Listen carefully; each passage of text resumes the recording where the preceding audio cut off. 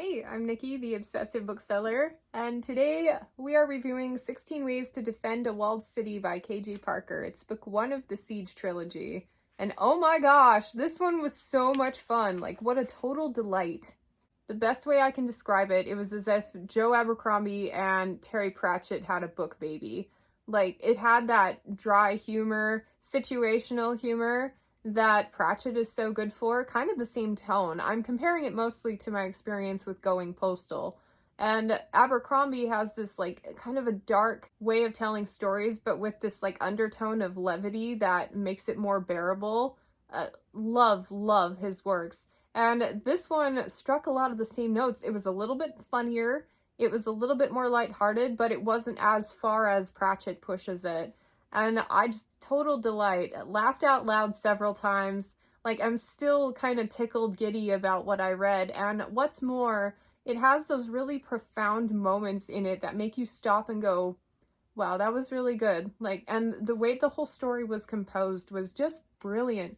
This author obviously has a real talent, and it's written in a chronicling format, and it's as if this bloke is sitting there telling you a story, because it jumps tenses on occasion, and he like confuses pronouns all the time. So it was an authentic experience in that regard, but at the same time, it never sacrificed clarity in the sense of being clever for the writing style.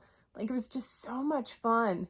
And I love humor in books, especially dry situational humor, and that's what this was like abundant with.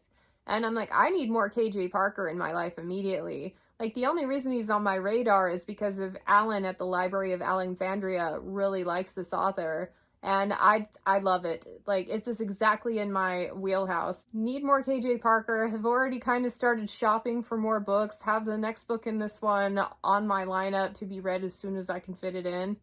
Yeah. And like I said, part of the beauty of this one is the way it was written. The author had a clear vision. And I love it when they can strike the balance between having characters that are a little bit over the top without making them stupid. Like, a good comparison is the Greatcoat series. Now, granted, the first half of the first book started out stupid for me, but then it grows into something really profound and hits a lot of the same notes as I think this book did. A lot of authors I'm going to name drop here because holy crap, like, this one was so similar to all the things that I already love that, like, yay! You know, I found Tchaikovsky last year. This year might be a KJ Parker year. And I especially like the main character. He has this, like, kind of wants to be under the radar, but life isn't letting him do that. And he just wants to build bridges and be an engineer.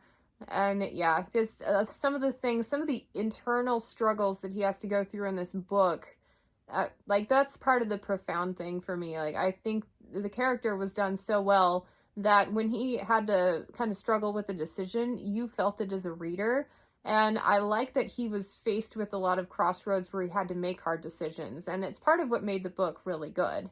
And like I said, one of my favorite things about the book was the voice it was written in. So creatively done. The chronicling thing was awesome. The way it was told, he wasn't afraid to break rules. I love it when authors experiment, when the experiment actually works.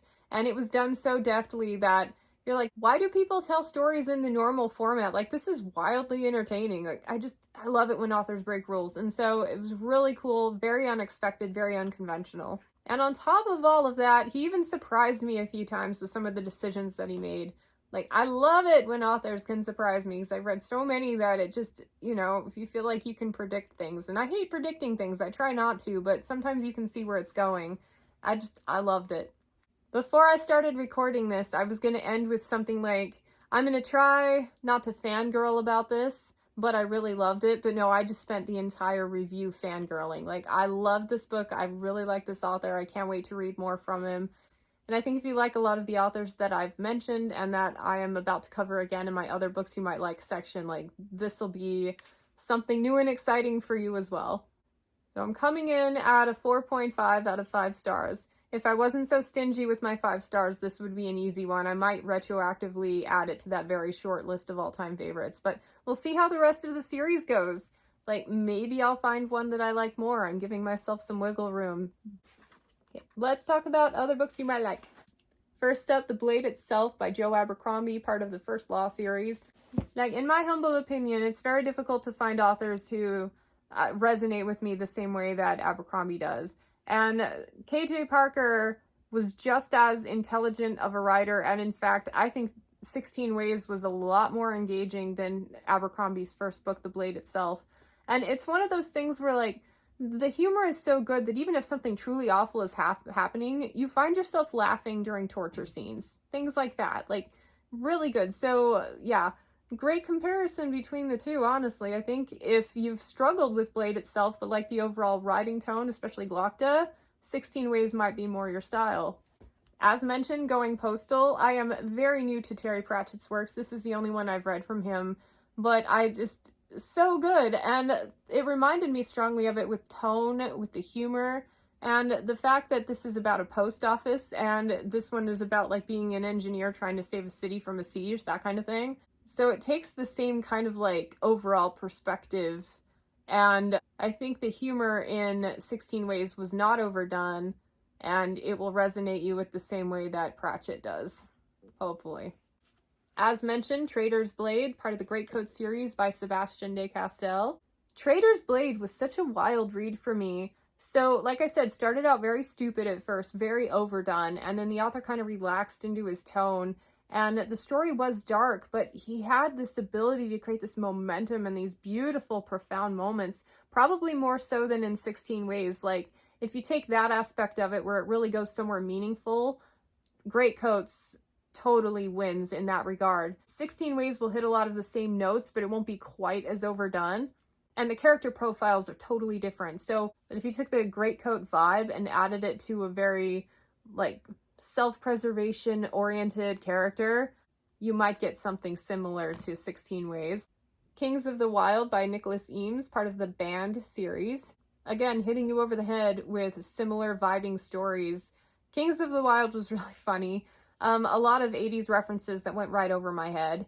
Even though I'm an 80s baby, like 90s pop culture was probably more my jam. Premise of story, I think you've got a lot of similarities there because very unconventional premise and reluctant hero vibes. I like that a lot. So yeah, those two are a good comparison there. And then finally, Promise of Blood by Brian McClellan, book 1 in the Powder Mage series. I love Powder Mage.